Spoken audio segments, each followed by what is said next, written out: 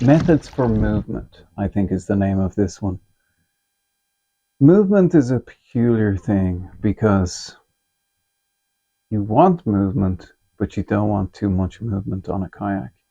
You never really want to go beyond certain parts of balance.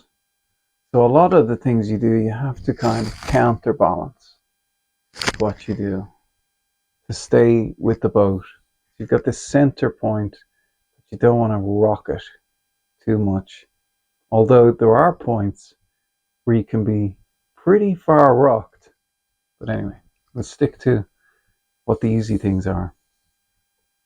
A common misconception with a paddle is that you pull the paddle back. You put the oar in beside you, and you pull the paddle back.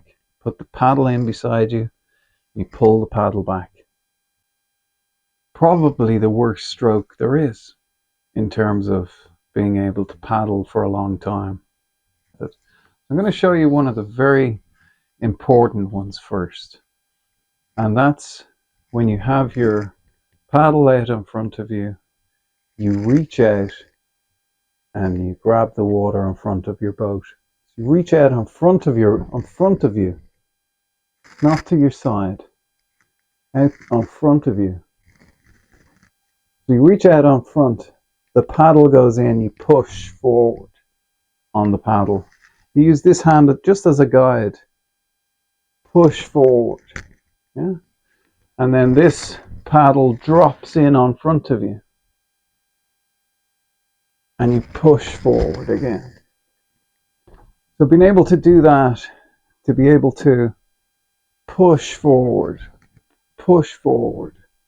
is a very good technique to learn right from the beginning. And even if you're kayaking a long time, you'll still love this when you learn it. It takes a little bit of time to learn how to do this, but it turns into kind of juggling. It's like you can actually let go of the paddle here. You can almost let go of it and just push on front. So, how do you turn a boat? So you've got counter steer, which is back, yeah, to push back on the paddle.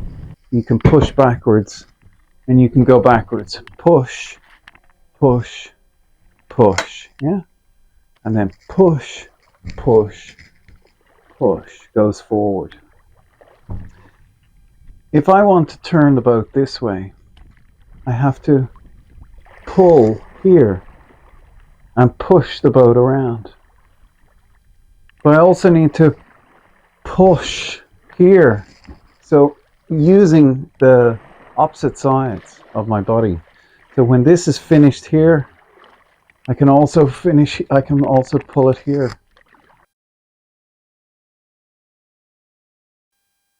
Oh yeah, the other one I have is in terms of direction.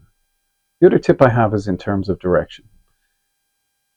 When you see somebody and the boat is constantly turning on them, like it's going too far, they don't have this feel for the boat. When you finish your stroke, you're kind of pushing in the direction that you want to go. So the last piece of the stroke is almost pushing where you want the boat to go. So I push off, where you can push like this. You can make sweeping movements around your boat and push the water behind you. You almost want to angle the boat at the end of each push. So you've a tiny little angle on the boat that keeps you going forward. Those tiny little angles will keep you going in a straight line. And it's the knowledge of these tiny little changes of direction on the front of your boat. Small little changes, like if you go past here, you've gone too far. You want to really balance yourself so that the front of your boat, the movement on front of your head is just small movements. Anything too big is going to creep around and you're going to turn around. Same with speed. Some boats, the speed at which you can go too fast. I know even in my larger kayak, if I go too fast, so if I have a wind behind me and waves with me, the boat will creep in to the waves and want to flip. So there's too much, you can have too much speed and start moving like a surfboard. So a lot of times if there's wave and wind from behind, I will deliberately slow myself down just a tiny bit.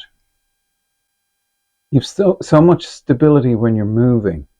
So if it gets choppy or something like that, I won't try and turn a boat when it's stationary. I won't just turn a boat when it's stopped in waves.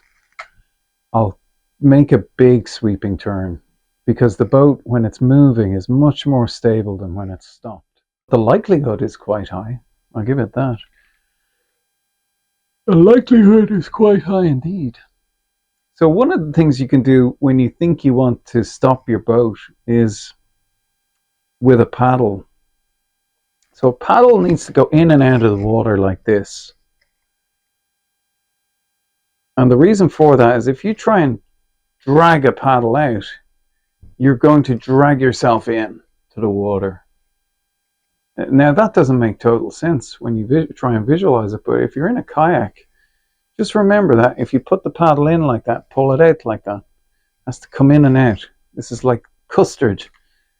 If you try and pull it out through the water, it's going to push you over, push you into the water. That's the danger in terms of turning you over into the water.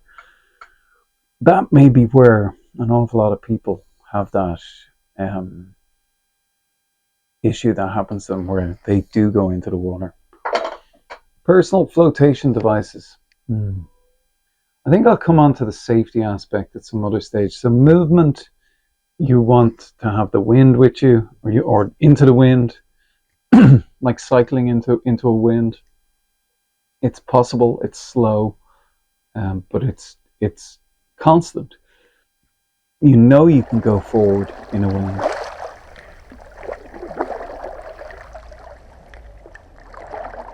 It goes up a good bit too.